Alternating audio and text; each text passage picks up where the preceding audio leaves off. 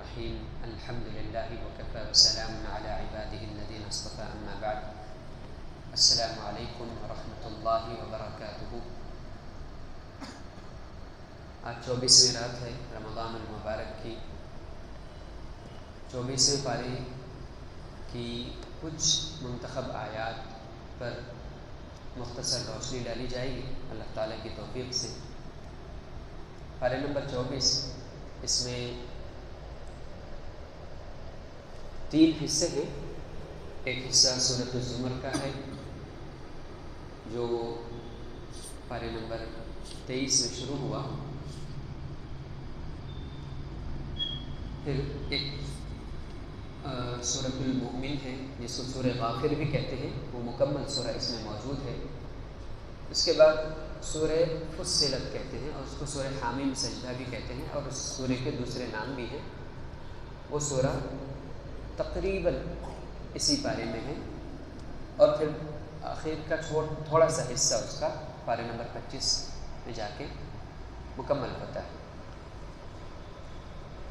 سورۃ الزمر میں اللہ رب العالمین نے خاص طور پہ اللہ رب العالمین کے لیے اخلاص پیدا کرنا، اخلاص 2 معنی ہیں کہ توحید اللہ کی خاطر اختیار کرنا، یا اللہ کی توحید کو مکمل طور پہ اختیار کرنا، اپنے عمل کو اللہ کے لیے خالص کرنا۔ اللہ رب العالمین نے اخلاص کا تذکرہ اس میں تکرار کے ساتھ یعنی بار بار کیا، اور پھر شرک کا اللہ نے رد کیا ہے، شرک سے منع کیا ہے۔ اس سورہ میں توحید کی جو دعوت ہے اور شرک سے اللہ نے جس انداز میں روکا ہے، اس کو ہم اس معنی میں اس طرح سمجھ سکتے ہیں، یعنی کچھ اپنے الفاظ میں اگر ہم بیان کریں تو اس طرح کہ اللہ رب العالمین تو چاہتا ہے کہ ہر بندہ اس تک براہ راست پہنچے، بنا کسی وسیلے واسطے کہ اللہ رب العالمین تک اس کا ہر بندہ براہ راست پہنچے۔ اور جو یہ گمان رکھتا ہے کہ وہ مجھے اللہ کی مغفرت دلائے گا، وہ مجھے اللہ کے قریب پہنچائے گا، ایسے ہر گمان سے انسان باز آ جائے، ایسے ہر گمان سے انسان اپنے آپ کو بچائے۔ کیوں؟ اللہ رب العالمین نے بار بار کہا ہے کہ تم مجھے پکارو میں تمہاری پکار سنوں۔ یہ جو اللہ نے کہا کہ تم مجھے پکارو، اس میں ہر انسان مراد ہے۔ اللہ نے کہیں بھی یہ نہیں کہا کہ تم فلاں کے ذریعے مجھ تک پہنچو یا فلاں کے ذریعے مجھے پکارو، ایسا اللہ نے نہیں کہا ہے، ایسا اللہ نے نہیں کہا ہے۔ اور اسی لیے اللہ رب العالمین نے اس سورہ میں جو جن آیات یعنی اس سورہ میں جو آیات ہیں ان سے جو ہم کو سبق ملتا ہے توحید کا، وہ یہ ہے کہ بندہ براہ راست اللہ تک پہنچے، جبکہ جو شرک کرنے والے ہیں اللہ نے اس کا بھی تذکرہ کیا ہے، اس کا بھی تذکرہ کیا ہے اس میں کہ جو شرک کرنے والے ہیں یا جو شرک کے امام ہیں، جس طرح نیکی کے امام ہوتے ہیں اسی طرح برائی کے گمراہی کے بھی امام ہوتے ہیں۔ امام سے مراد آگے چلنے والا، لوگوں کو اپنے پیچھے لگانے والا، لوگوں کی رہنمائی کرنے والا۔ رہنمائی کرنا جسٹ راستہ دکھانے کو کہتے ہیں، اور ہم جانتے ہیں کہ راستہ اچھا بھی ہو سکتا ہے، اچھائی کی طرف بھی ہو سکتا ہے، راستہ برا بھی ہو سکتا ہے، برائی کی طرف بھی ہو سکتا ہے۔ تو جس طرح اللہ نے نیکی کی راہ کے کچھ امام بتائے ہیں، یعنی کچھ لوگ ہوں گے جو نیک راستے پر لوگوں کے امام بنیں گے، نیکی کے لیے لوگوں کی امامت کریں گے، اسی طرح کچھ لوگ برائی کے راستے پر برائی کے لیے لوگوں کے امام بنیں گے۔ جس طرح اللہ نے کچھ لوگوں کو خاص طور پہ نام لے کے ذکر فرمایا، فرعون وغیرہ ہیں، یہ لوگوں کے لیے برائی کے امام تھے، انہوں نے برائی کی طرف لوگوں کی رہنمائی کی، لوگوں کو بلایا۔ تو جو لوگ برائی کے امام ہیں ان کو ائمۃ الضلال بولتے ہیں، ائمۃ الضلال یعنی گمراہی کے خراب راستے کے امام۔ تو ان کی کیا خواہش ہوتی ہے کہ کوئی بھی شخص سیدھے اللہ تک نہ پہنچے، براہ راست اللہ تک نہ پہنچے، بلکہ پیری مریدی والا جو سلسلہ ہوتا ہے اس کو اختیار کرے، اس کو اختیار کر کے اللہ تک پہنچنے کی کوشش کرے۔ اب اس میں حق بات یہ ہے کہ جو شخص براہ راست اللہ تک نہیں پہنچتا ہے وہ کبھی بھی اللہ تک نہیں پہنچتا، یہ سچائی ہے۔ جو شخص براہ راست اللہ تک نہیں پہنچتا، یعنی سیدھے اللہ کی طرف نہیں پہنچتا ہے، وہ پھر کبھی بھی اللہ کی طرف نہیں پہنچتا ہے۔ کیوں؟ جو لوگ یہ دعوے کرتے کہ آؤ ہم تمہیں اللہ سے ملائیں گے، وہ در حقیقت وہ اپنے آپ سے ملوا رہے ہیں یا اپنے جیسے شیاطین سے ملوا رہے ہیں، اللہ سے نہیں ملوا رہے ہیں۔ تو اللہ نے کفار مکہ کا جو عقیدہ تھا، جب اللہ کے نبی صلی اللہ علیہ وسلم نے ان کو کہا کہ تم ان کی کیوں عبادت کرتے ہو، تو انہوں نے کیا کہا؟ یہ ہم کو قیامت کے دن اللہ کے غضب سے بچائیں گے، یہ ہم کو کل قیامت کے دن اللہ کی بخشش دلوائیں گے، اللہ کی مغفرت دلوائیں گے، یہ انہوں نے کہا۔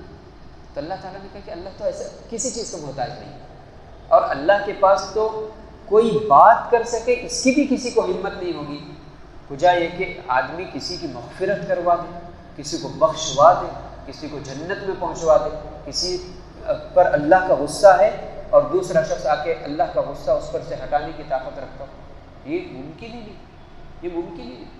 تو اللہ نے ان کے گمان کو توڑا، کہا کہ یہ نہیں ہو سکتا، یہ نہیں ہو سکتا۔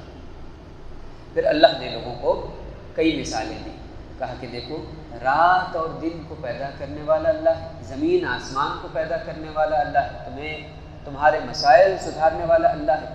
ذرا تصور کرو کہ تمہیں تین اندھیروں میں رکھ کے اللہ نے پیدا کیا، تین اندھیروں میں رکھ کے پیدا کیا، یعنی ماں کے پیٹ کا رات کی تاریکی، اور پھر دیگر وہ ماں کے پیٹ میں 2-3 اندھیرے ہوتے ہیں، ماں کے پیٹ میں ایک تو رحم کا اندھیرا ہوتا ہے، پھر ماں کا پیٹ ہوتا ہے، پھر دنیا کا اندھیرا، یعنی بچہ کچھ بھی نہیں جانتا۔ ویسی تاریکی سے انسان کو اللہ تعالیٰ دنیا میں لاتا ہے۔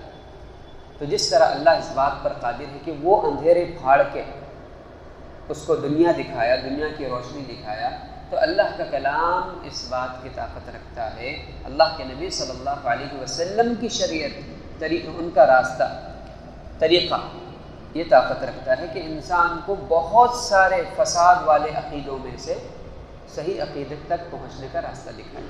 بہت سارے فساد والے عقیدوں کی جو تاریکی ہے، جو اندھیرا ہے، ان میں سے اللہ کے نبی صلی اللہ علیہ وسلم کا راستہ انسان کو روشنی تک پہنچاتا ہے، کامیابی تک پہنچاتا ہے۔ اللہ رب العالمین نے توحید کا خاص طور پہ اخلاص کا اس میں ذکر فرمایا ہے۔ اس کے بعد اللہ رب العالمین نے کہا کہ قل یا عباد الذین آمنوا اتقوا ربکم، کہ اے میرے بندوں، اللہ کے پیارے نبی صلی اللہ علیہ وسلم سے اللہ تعالیٰ کہہ رہا ہے کہ میرے نبی آپ میرے بندوں سے کہیے کہ اللہ تم سے کہتا ہے کہ اے میرے بندوں، کون بندوں؟ جو ایمان لائے، اتقوا ربکم، کہ مجھ سے ڈرو۔ ایمان لانے والوں کے لیے اللہ کی پیاری سی نصیحت ہے، یعنی کیسا اپناپن ہے، کیسا اپناپن ہے، اپناپن احساس دلاتے ہوئے اللہ کہہ رہا ہے کہ تم مجھ سے ڈرو۔ للذین احسنوا فی ہذہ الدنیا حسنہ، جن لوگوں نے یا جو لوگ بھی نیکی کریں گے ان کے لیے اس دنیا میں اس کا اچھا بدلہ ہے۔ وَأَرْضُ اللَّهِ وَاسِعَةٌ، اور اللہ کی زمین پھیلی ہے، یعنی اللہ کی زمین وسیع ہے، وہ جہاں بھی جائیں گے اللہ تعالیٰ کا فضل ان کو مل کے رہے گا۔ انما یوفی الصابرون اجرهم بغیر حساب، اب اللہ کی خاطر ایمان اور تقوی پر رہتے ہوئے جو کچھ ان کو جھیلنا پڑے گا، جو کچھ ان کو برداشت کرنا پڑے گا، اللہ رب العالمین اس کا اجر ان کو بے حساب دے گا، اجر بے حساب دے گا۔ اللہ نے ایک عمل کا اجر طے کیا کہ میں اس کا اجر یہ دوں گا، میں اس کا اجر اتنا دوں گا، اور کچھ عملوں کا یا کچھ اعمال کا اجر اللہ نے طے نہیں کیا، کہا کہ بے حساب ہوگا، یعنی بے حساب ہوگا، اللہ خود طے نہیں کرے گا کہ کتنا ہوگا، یعنی اللہ یوں ہی دے دے گا، اور پھر بندہ گمان نہیں کر سکتا کہ وہ کتنا ہوگا۔ اس میں خاص طور پہ ایمان اور تقوی پر رہتے ہوئے صبر کرنا اس کی دعوت ہے. ایمان اور تقوی پر رہتے ہوئے صبر کرنا اس کی دعوت ہے. اس کے بعد اللہ رب العالمین نے مشرکوں کے ایک رویے کا ذکر فرمایا. کہا کہ وَإِذَا ذُكِرَ اللَّهُ وَحْدَهُ اشْمَأَزَّتْ قُلُوبُهُمْ. جب ایک اکیلے اللہ کا ذکر کیا جاتا ہے، وَإِذَا ذُكِرَ اللَّهُ وَحْدَهُ اشْمَأَزَّتْ قُلُوبُ الَّذِينَ لَا يُؤْمِنُونَ بِالْآخِرَةِ. جب صرف ایک اللہ کا ذکر کیا جاتا ہے، یعنی صرف توحید کی بات کی جاتی ہے، تو وہ لوگ جو آخرت پر ایمان نہیں رکھتے ان کے دلوں کو دیکھیں گے کہ وہ لوگ ان کے دل سکڑ جاتے ہیں، ان کے دل تنگ پڑ جاتے ہیں، ان کے دل جو ہے بے چینی محسوس کرتے ہیں. وَإِذَا ذُكِرَ الَّذِينَ مِن دُونِهِ إِذَا هُمْ يَسْتَبْشِرُونَ. اور جب اللہ کے ساتھ ان کے لوگوں کو ذکر کیا جائے گا، وہ لوگ جن کے بارے میں غلط عقیدے رکھتے ہیں یا اللہ کے برابر ان کو کھڑا کرتے ہیں یا ان کے بارے میں یہ عقیدے رکھتے ہیں کہ یہ کائنات کو چلاتے ہیں، اللہ نے ان کو ایسی طاقتیں دی ہیں کہ یہ جو چاہیں کر سکتے ہیں. مردوں میں جان ڈال دیے، فرشتوں کو روک لیے، قبر میں جو ہے پہنچ گئے، فلاں جگہ پہنچ گئے، جو کر چاہے کر دیے، اللہ کے ساتھ مل کے ٹہل رہے ہیں جنت میں. نعوذ باللہ. اس قسم کے ان کے عقیدے. یہ عقیدہ رکھنے والے جب ان کے سامنے توحید کی بات کی جائے، صرف اللہ کا مقام بیان کیا جائے، صرف اللہ کا حق بیان کیا جائے، تو ان کے دل بڑی بے چینی محسوس کرتے ہیں، بے چین رہتے ہیں. اور وہ اس بے چینی کا اظہار ان کے چہروں سے ہوتا ہے کہ ناپسندیدگی، ارے کیا بات کر رہے. ان کے سروں کے اوپر سے باتیں گزرتی ہیں توحید کی، ان کے دلوں کے اندر نہیں اترتی، ان کو جو ہے بے چین کر دیتی ہے. یعنی بے چین سے مراد نفرت والی بے چین، عناد والی، غصے والی بے چین، یہ چیز. اسی لیے ہم دیکھتے ہیں کہ جب کوئی شخص توحید کے راستے پر آتا ہے اور جب لوگوں کو توحید کی طرف دعوت دیتا ہے تو سب لوگ مل کے اس کے دشمن ہو جاتے ہیں اور اس کو مارتے ہیں. انبیاء کے ساتھ بھی ہوا، ان کے ماننے والوں کے ساتھ بھی ہوا، آج بھی ہوتا ہے، کل بھی ہوگا. یہ کیوں؟ ان کے دل اللہ سے زیادہ کسی اور کا ادب کرتے ہیں، ان کے دلوں میں اللہ سے زیادہ کسی اور کی محبت باقی بسی ہوئی ہے ان کے دلوں میں.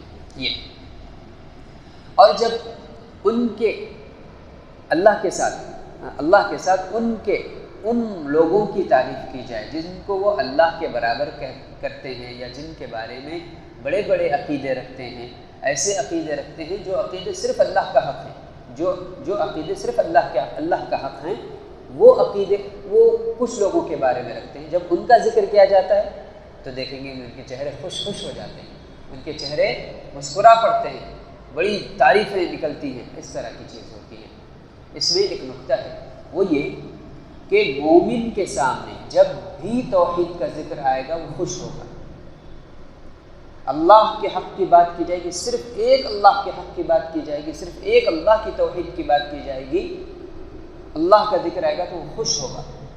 یعنی جو دل اللہ کے ذکر پر خوش ہو رہا ہے، اللہ کی توحید کی بات پر خوش ہو رہا ہے، اللہ کے ساتھ شرک کی بات پر جو ہے ناراض ہو رہا ہے، وہ مومن. اور جس کا دل خوش نہیں ہو رہا وہ مومن نہیں ہے. اس میں اللہ کے ذکر پر خوش ہو رہا ہے اور جب بھی اس کے سامنے اللہ کی توحید کا ذکر آتا ہے وہ اپنے دل کو ٹٹولتا ہے، کہیں میرے اندر کسی قسم کا شرک تو نہیں. اگر میرے اندر کسی قسم کا شرک ہے تو میں اس شرک کو دور کروں گا، یہ کوشش اس کی ہوتی ہے. اور توحید کا ذکر بار بار سننے کی اس کو خواہش ہوتی ہے. یہ 3 نشانیاں اگر کسی دل میں ہیں تو مومن ہے. اگر یہ 3 میں سے کوئی ایک بھی اگر اس کے دل میں نہیں ہے، تینوں نہ ہو نہیں، تینوں میں سے کوئی ایک بھی نہیں ہے، یعنی 2 ہیں ایک نہیں ہے، تو پھر وہ مومن نہیں ہے. وہ کسی نہ کسی قسم کے شرک میں مبتلا ہے.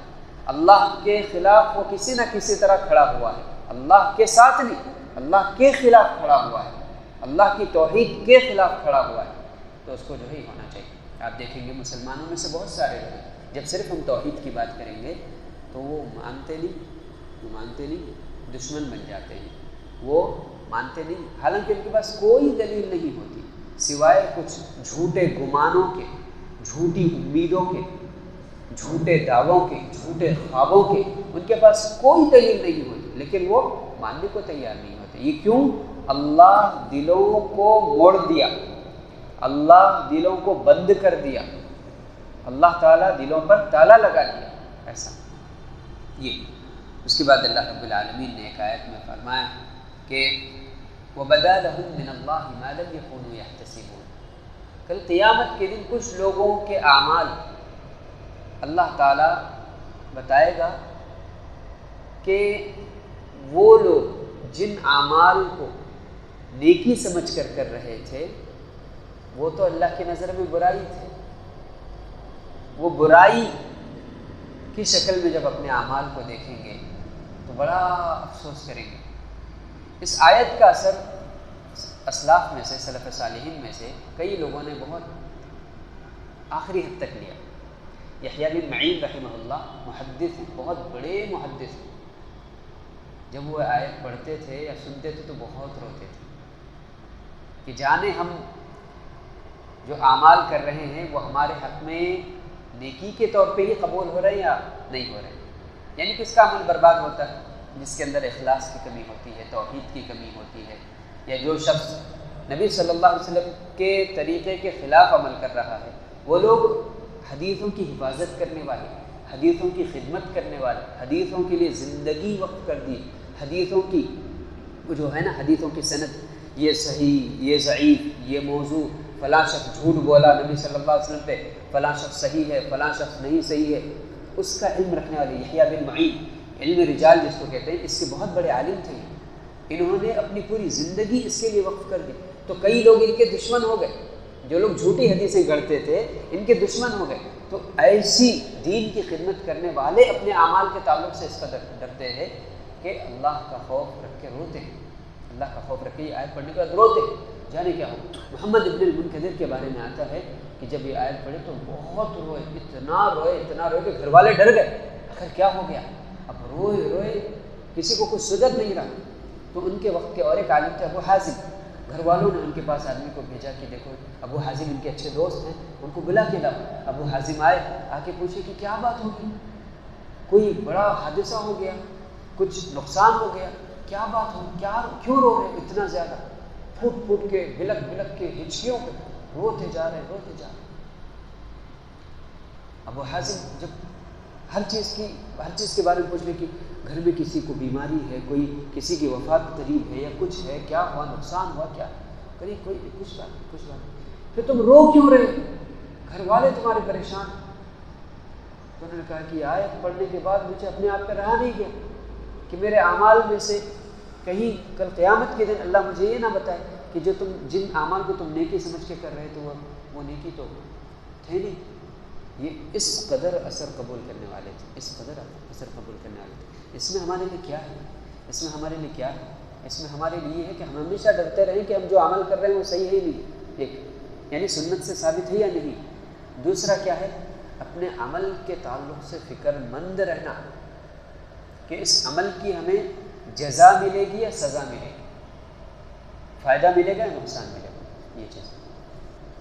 اس کے بعد اللہ رب العالمین نے اس بارے میں فرعون کی قوم کے ایک شخص کا ذکر فرمایا جس نے ایمان قبول کر لیا تھا۔ جب موسیٰ علیہ السلام کے خلاف پلاننگ ہو رہی تھی کہ موسیٰ علیہ السلام کو کیسے مارا جائے، کیسا جو ہے ستایا جائے، کیسے نکالا جائے، تو اس شخص نے فرعون کے دربار میں کہا کہ بھلا تم ایک شخص کو اس لیے مارنا چاہتے ہو کہ وہ ایک اکیلے اللہ کی بات کرتا ہے؟ اگر وہ غلط ہے تو اس کی غلطی اس پر ہے، لیکن اگر وہ صحیح ہے تو پھر تمہارا اس کو ستانا، اس کو پریشان کرنا، اس کو مارنا صحیح نہیں۔ اللہ نے اس شخص کا تذکرہ کیا کہ اس شخص نے فرعون کی دشمنی جو ایمان والوں سے تھی اس کے باوجود سچ کہنے کی، حق کا ساتھ دینے کی، ایک نبی کو سپورٹ کرنے کی ہمت کی۔ تو انسان کو چاہیے کہ وہ مشکل ترین حالات میں بھی حق کے ساتھ کھڑا ہو، مشکل ترین حالات میں بھی حق کے ساتھ کھڑا ہو۔ بھلا جو فرعون موسیٰ علیہ السلام کے خلاف جن جادوگروں کو لے کر آیا، ان جادوگروں نے جب اسلام قبول کیا تو ان سب کو قتل کروا دیا، اس فرعون کے آگے ڈٹ کے یہ شخص موسیٰ علیہ السلام کا ساتھ دے رہا ہے، ان کی تائید کر رہا ہے، اللہ کے دین کو سپورٹ کر رہا ہے، تو کس قدر جرت کی بات تھی۔ اس سے ہمیں یہ سبق ملتا ہے کہ ہم بھی مشکل ترین حالات، دشمنوں کے درمیان بھی حق بات کی طرف رہیں۔ پھر اللہ رب العالمین نے اس بارے میں فرعون کا اور فرعون کے جو ساتھی تھے حامان اور دیگر وہ لوگ، ان لوگوں کا تذکرہ کرتے ہوئے عذاب قبر کا تذکرہ کیا۔ جو لوگ عذاب قبر کا انکار کرتے ہیں کہ عذاب قبر نہیں، عذاب قبر نہیں، قبر کا عذاب نہیں، اللہ نے اس بارے میں کچھ آیات میں عذاب قبر کا تذکرہ کیا کہ اللہ رب العالمین فرمایا کہ ان پر قیامت تک سزا مسلط کر دی گئی، ان کو سزا دی جا رہی ہے، اور پھر قیامت قائم ہونے کے بعد جو سزا ہوگی وہ بہت بڑی ہوگی، وہ بہت زیادہ بڑی ہوگی۔ یعنی جو شخص بھی ایسی موت مرے گا جو اللہ کی نافرمانی والی موت ہوگی، یا اللہ تعالیٰ کی نافرمانی کی زندگی جیتا رہا پھر اسی پر موت ہو گئی اس کی، تو اللہ رب العالمین جس کو بھی، مشرک کو، کافر کو تو قبر میں عذاب ہے ہی، لیکن مسلمانوں میں سے بھی کچھ لوگ ہوں گے جن کو قبر کا عذاب دیا جائے گا، قبر کا عذاب دیا جائے گا۔ اور قبر کا عذاب بہت تکلیف دہ چیز ہے، بہت تکلیف دہ چیز ہے۔ قبر کے عذاب کے حوالے سے ایک چیز ہے، دیکھیے کچھ باتیں ہیں جو ہمیں جاننا چاہیے۔ پہلی بات یہ کہ قبر کا عذاب ہے، کچھ لوگ انکار کرتے ہیں، کچھ لوگ حدیثوں کا انکار کرتے ہیں، حدیثوں کا انکار کرتے ہیں اس لیے وہ قبر کے عذاب کا بھی انکار کرتے ہیں، وہ لوگ جادو جنات کا بھی انکار کرتے ہیں، جبکہ سب چیزیں حق ہیں، سب چیزیں ثابت ہیں دلیلوں کے ساتھ۔ سب سے پہلی چیز ہے کہ قبر کا عذاب حق ہے۔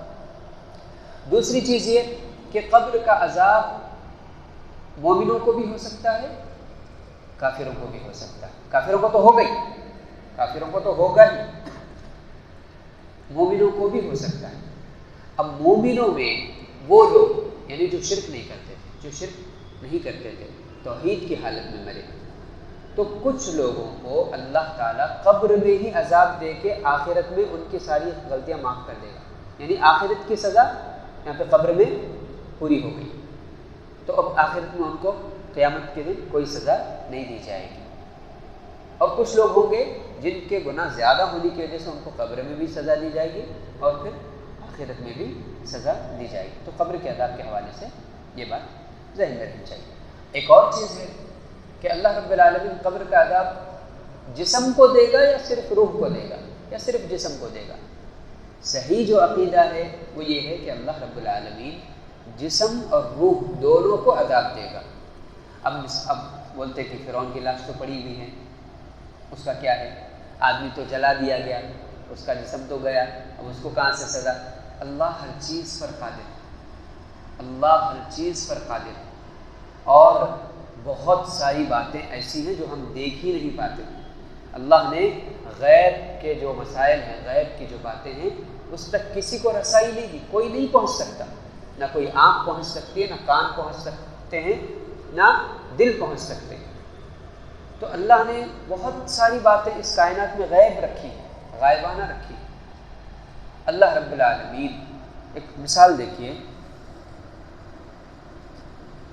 ایک پتھر کے اندر، جو پتھر بند پڑا ہے، اس پتھر کے اندر تہیں ہوتی ہیں، پتھر جو ہوتے ہیں اس میں تہ ہوتے ہیں، لیئرس ہوتی ہیں، ان لیئرس میں اندر کی تہ میں اللہ نے کیڑے کو رکھا، کیڑے کے ساتھ اس کا رزق بھی موجود ہے۔ اب کیڑا کہاں سے گیا، اس کا رزق وہاں پہ کیسے پہنچا؟ ہم اپنی عقل سے دیکھیں گے تو انکار کریں گے، ہم یہی سوچیں گے کہ پتھر پھاڑنے کے بعد وہ کیڑا آ کے پڑا، پھر اس کا رزق بھی وہاں آیا، لیکن وہ ویسا نہیں تھا، وہ پتھر بند تھا، اللہ نے اس کو پہنچا۔ یہ اللہ ہر چیز پر قادر ہے۔ تو جو اللہ بند پتھر کے اندر، تہوں کے اندر، اس کی تہ در تہ کے اندر کیڑے کو رزق پہنچا سکتا ہے، وہ اللہ کسی بھی بات پہ قادر ہے۔ تو یہ عقیدہ رکھنا چاہیے عذاب قبر کے سلسلے میں کہ عذاب قبر جسم کو بھی ہوگا، روح کو بھی ہوگا۔ اب جس کا جسم جلا دیا گیا، اللہ جانتا ہے اس کو کیسے سزا دینا ہے۔ جس کا جسم دنیا میں رکھا ہوا ہے، ہاں، اللہ جانتا ہے کہ اس کو کیسے سزا دینا ہے۔ ہمارا کام ہے ایمان لینا، غیبیات کے سلسلے میں مومن کا عقیدہ یہ ہونا کہ کیسے نہیں بولنا، کیسے نہیں بولنا، غیب کے مسئلے میں ایمان رکھنا، کیسے نہیں، یہ غیب پر ایمان کے خلاف ہے یہ۔ اب اس میں ایک اور چیز یہ ہے کہ قبر میں صرف عذاب ہی نہیں ہوگا، ثواب بھی ہوگا۔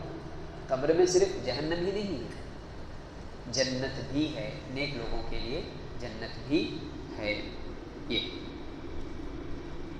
اس کے بعد اللہ رب العالمین نے فرمایا کہ لوگوں کے تعلق سے جو برائیاں کر کے اللہ تعالیٰ کے پاس پہنچیں گے، اللہ نے ان کے بارے میں کہا ہے کہ حتی اذا ما جاؤوها شہد علیہم انفسہم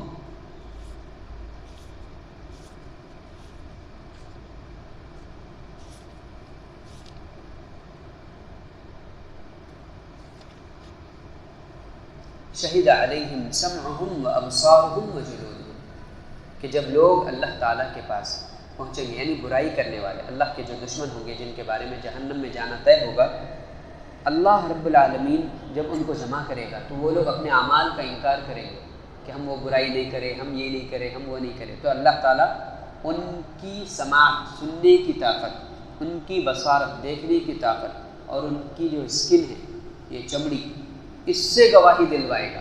ان کے کان گواہی دیں گے، ان کی آنکھیں گواہی دیں گی، ان کا چمڑا، جسم کا چمڑا گواہی دے گا۔ علماء نے اس آیت کی تفسیر میں لکھا ہے، اللہ نے یہاں پر ان تین چیزوں کا خاص طور پہ ذکر فرمایا۔ دوسری چیزیں، پاؤں بھی گواہی دیں گے، ہاتھ بھی گواہی دیں گے، جسم کا ہر حصہ، اللہ جس حصے کا حکم دے گا وہ حصہ گواہی دے گا، ہاں۔ لیکن خاص طور پہ ان تین چیزوں کا یہاں پہ ذکر اس لیے فرمایا کیونکہ یہ تین چیزوں کے ذریعے سے ہی زیادہ تر گناہ کیے جاتے ہیں، کانوں کے ذریعے سے، آنکھوں کے ذریعے سے، اسکن کے ذریعے سے یعنی ٹچ کر کے یا دیگر طریقوں سے۔ تو اللہ رب العالمین نے ان تین چیزوں کا خاص طور پہ اس لیے ذکر فرمایا کیونکہ ان تین چیزوں کے ذریعے سے ہی انسان زیادہ تر گناہ کرتا ہے، یا ان تین چیزوں سے زیادہ گناہ کرتا ہے، ان تین چیزوں کے سبب زیادہ گناہ کرتا ہے یہ چیز۔ اس کے بعد اللہ رب العالمین نے فرمایا کہ من عمل صالحا فلنفسہ، یعنی میں نے مختلف جگہوں کی 4 آیتوں کے ٹکڑوں کو جمع کیا ہے۔ اللہ تعالیٰ نے فرمایا قرآن مجید میں کہ من عمل صالحا فلنفسہ، جو کوئی نیک عمل کر رہا ہے وہ اپنی ذات کے لیے کر رہا ہے، وہ اللہ کو کچھ نہیں دے رہا، کسی اور کو کچھ نہیں دے رہا، نیک عمل کر رہا ہے خود اس کا فائدہ ہے۔ من اہتدی فانما یہتدی لنفسہ، جو ہدایت کی طرف آیا، ہدایت پر قائم ہوا، وہ اپنے آپ کی ہی ہدایت کے لیے آیا، وہ اپنے آپ کے فائدے کے لیے ہی ہدایت پر آیا ہے۔ ومن تزکی فانما یتزکی لنفسہ، جس نے اپنے آپ کو پاک کیا وہ اپنے فائدے کے لیے ہی اپنے نفس کو پاک کر رہا ہے۔ ومن جاہد فانما یجاہد لنفسہ، جو اللہ کی عبادت میں محنت کر رہا ہے، کوشش کر رہا ہے، جہاد کر رہا ہے، اپنے نفس سے لڑ رہا ہے، وہ اپنے آپ کے لیے ہی لڑ رہا ہے۔ یعنی انسان کا نیک عمل کرنا، انسان کا ہدایت پر آنا، انسان کا تقوی، پاکیزگی اختیار کرنا، تزکیہ نفس جس کو کہتے ہیں وہ اختیار کرنا، انسان کا اپنے نفس کے خلاف جہاد کرنا، یہ سب اس کے اپنے لیے، اللہ کو وہ کچھ نہیں دے رہا، اس کے اپنے لیے، اس سب کا فائدہ اسی کو پہنچے گا۔ تو جب ہم نیکی کرتے ہیں، جب ہم ایمان لاتے ہیں، جب ہم اپنے آپ کی اصلاح کرتے ہیں، اپنے آپ کو سدھارتے ہیں، تو سب سے پہلا ہمارا خیال کیا ہونا چاہیے؟